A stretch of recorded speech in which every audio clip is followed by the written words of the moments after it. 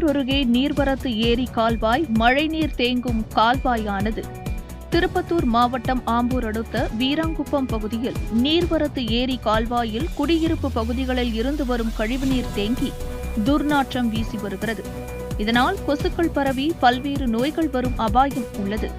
பருவமழை காலங்களில் வாணியம்பாடி அருகே உள்ள உதயேந்திரம் ஏரியில் நிரம்பும் மழைநீர் அந்த ஏரி நிரம்பியதும் பள்ளிப்பட்டு ஏரி, இளையநகரம் ஏரிகளில் நிரம்பி நீர்வரத்து கால்வாய் வழியாக கொல்லக்குப்பம், மேல்குப்பம், வடச்சேரி, சின்னப்பள்ளி குப்பம் ஊராட்சிகள் வழியாக மலையாம்பட்டு பெரிய ஏரியில் வந்து சேருகிறது.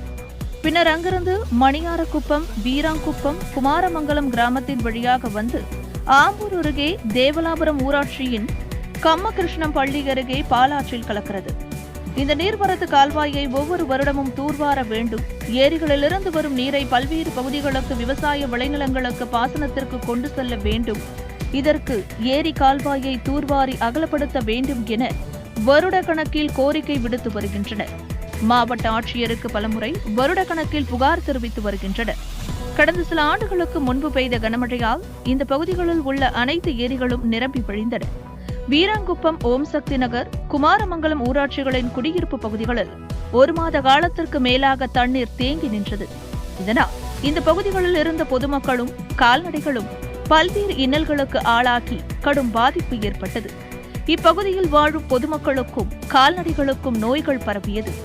வடகிழக்கு பருவமழை துவங்கும் முன்பே இந்த வீராங்குப்பம், ஓம் சக்தி நகர் நீர்வரத்து ஏரி கால்வாய் அகலப்படுத்த வேண்டும். கால்வாயில் தேங்கியுள்ள மழைநீரை உடனடியாக சுத்தப்படுத்த வேண்டும். அதே சமயம் இந்த நீர்வரத்து கால்வாயில் புதர் மண்டி கிடப்பதை அகற்றி கால்வாயை அகலப்படுத்தி தூர்வார வேண்டும் என்று இப்பகுதி மக்கள் கூறுகின்றனர்.